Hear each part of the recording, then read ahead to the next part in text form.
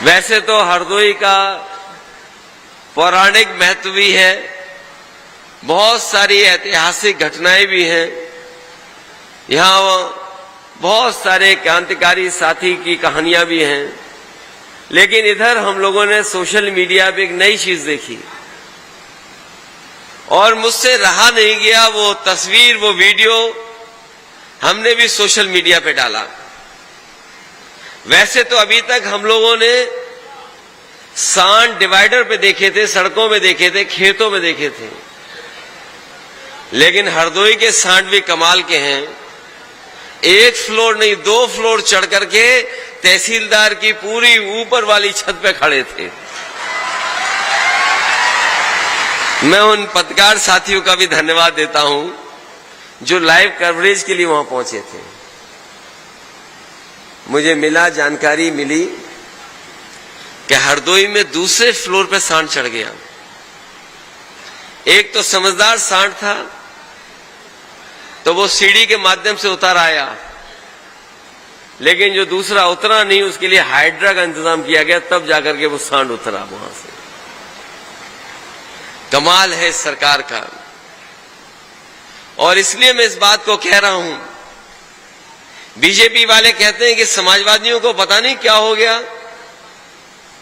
कि ये सांड की बात बहुत करते हैं।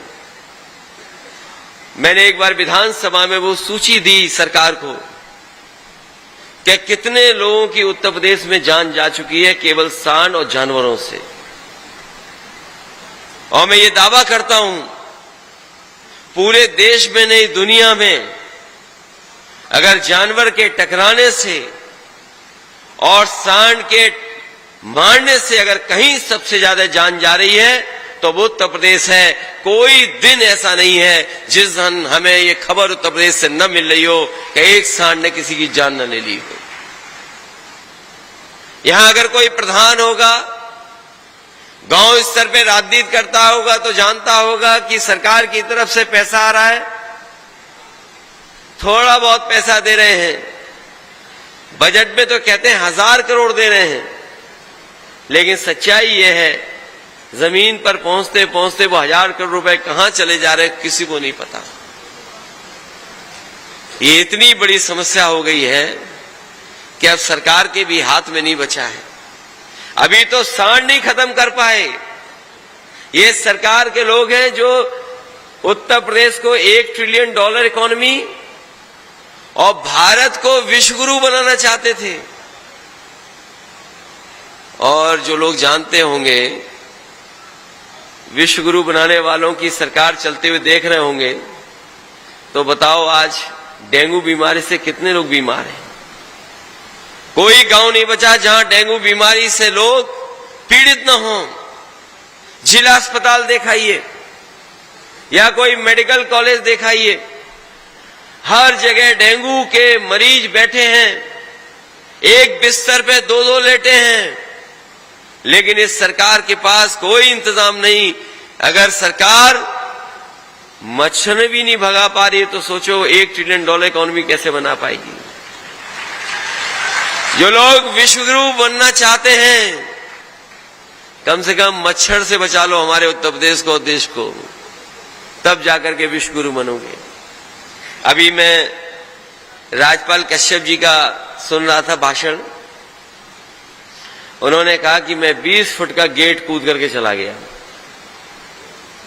फिर मैंने आदरणीय राजीव वर्मा जी का सुना, उन्होंने कहा कि 10 फुट कूद करके मैं चला गया।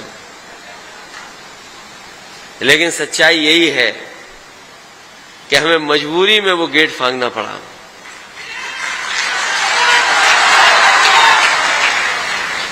जो लोग समाजवादी इतिहास को पढ़े होंगे, जानते होंगे, जयप्रकाश जी ने कभी आह्वान किया था संपूर्ण क्रांति का, और संपूर्ण क्रांति का आह्वान कर करके पूरे देश को एक कर दिया था। सभी राजनीतिक दल एक हो गए थे और उस समय जो सरकार थी उसके खिलाफ खड़े हो गए और संपूर्ण क्रांति का नारा इतना जमीन पर पहुंचा कि उस समय की सरकार दिल्ली से हट गई। उन्होंने उस समय लोकतंत्र को बचाया था। गरीब किसान और जो चरम सीमा पर महंगाई थी, बेरोजगारी थी और चरम सीमा पर भ्रष्टाचार था, उसको हटाने के लिए संपूर्ण क्रांति का नारा दिया था। उन्हीं के नाम पर नेताजी ने कभी जेपी इंटरनेशनल बनाने का सपना देखा था और उस सपने को अगर किसी ने पूरा किया था तो हम समाजवादी लोगों ने न केवल जेपीएनआईसी इंटरनेशनल सेंटर बनाया था, बल्कि देश में मैं कह सकता हूं किसी नेता के जीवन पर इतना अच्छा म्यूजियम नहीं बना होगा जो समाजवादियों ने लखनऊ में म्यूजियम बनाया था। इस सरकार ने उस म्यूजियम में हमें जाने नहीं दिया जहां पर जयप्रकाश जी की प्रतिमा थी।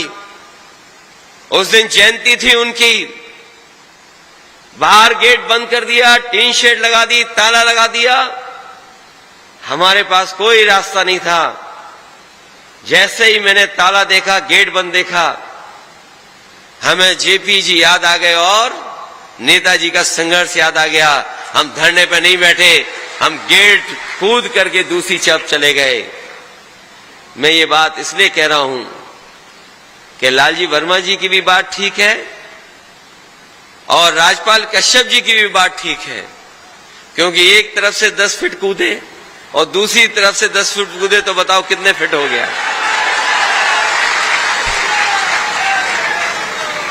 हमने कहा कि आगरा लखनऊ एक्सप्रेसवे और इस गंगा एक्सप्रेसवे में यही फर्क है कि जो कुछ मुनाफा हो रहा है आगरा लखनऊ एक्सप्रेसवे में वो सरकार के खजाने में जा रहा है और जो गंगा एक्सप्रेसवे में मुनाफा होगा वो किसी उद्योगपति की जेब में जाएगा। यही फर्क है गंगा एक्सप्रेसवे में और आगरा लखनऊ एक्सप्रेसवे में। जब मैंने उसे बताया कि आगरा लखनऊ एक्सप्रेसवे में जो मुनाफा होगा सरकार का, जो टेंडर हुआ है टोल का इकट्ठा करने का, वो प्रतिदिन 1 करोड़ से ज्यादा रुपए का है। सोचिए, 1 करोड़ से ज्यादा रुपया प्रतिदिन सरकार के खजाने में आ रहा है। वो सरकार का एक्सप्रेसवे है और भाई गंगा एक्सप्रेसवे में हो सकता है प्रतिदिन टोल 1 करोड़ से ज्यादा आए, वो सरकार के खजाने में नहीं जाएगा, वो किसी प्राइवेट उद्योगपति के जेब में जाएगा। यहां सरकार का खजाना बढ़ेगा, उधर उद्योगपति का खजाना बढ़ेगा। यही फर्क है समाजवादी पार्टी में, यही फर्क है भारतीय जनता पार्टी के काम करने के तरीके में। अभी आपने सुना होगा विधानसभा में मुख्यमंत्री जी कह रहे थे कि हमने इतने रोजगार दिए, इतनी नौकरी दी हैं कि आज उत्तर प्रदेश में जो बेरोजगारी दर है वो 4% रह गई है। अगर हम उस गणित का हिसाब किताब लगाएं तो मुख्यमंत्री जी के कहने का मतलब है कि 100 में केवल 4 बेरोजगार बचे हैं, बाकी सबको नौकरी या रोजगार दे दिया है। क्या ये सच्चाई है बताओ आप सब लोग? किसी गांव में चले जाएं, हो सकता है उस गांव में 100 के 100 बेरोजगार हों। ये सरकार कह रही है कि 100 में 4 बेरोजगार हैं, लेकिन सच्चाई ये है किसी गांव में चले जाओगे आप तो 100 में 100 बेरोजगार होंगे। उनके पास न नौकरी है, न काम है, न कोई भविष्य में उनके पास रोजगार का इंतजाम है। और अभी ठीक ही कहा लालजी वर्मा जी ने कि बीजेपी वाले ये प्रचार करते थे कि समाजवादियों की सरकार बनती है तो केवल एक लोगों का भला होता है। और मुख्यमंत्री जी ने तो सदन में आकर के न जाने कहां से फर्जी एक सूची दिखा दी हम लोगों को और कहा कि इसमें देखिए कितने एसडीएम हो गए एक ही जाति के। जब मैंने उनसे पूछा क्या सूची दिखा रहे हो तो बोले कि आपकी सरकार में 46 में 56 हो जाते थे एक जाति के। मैंने उनसे कहा कि वो सूची हमें दे दो, कई साल हो गए हैं अभी तक मुख्यमंत्री जी सूची नहीं दे पाए हैं। सोचो हमारे कैसे मुख्यमंत्री हैं जो 46 में 56 बता देते हैं कि एसडीएम हो गए हैं।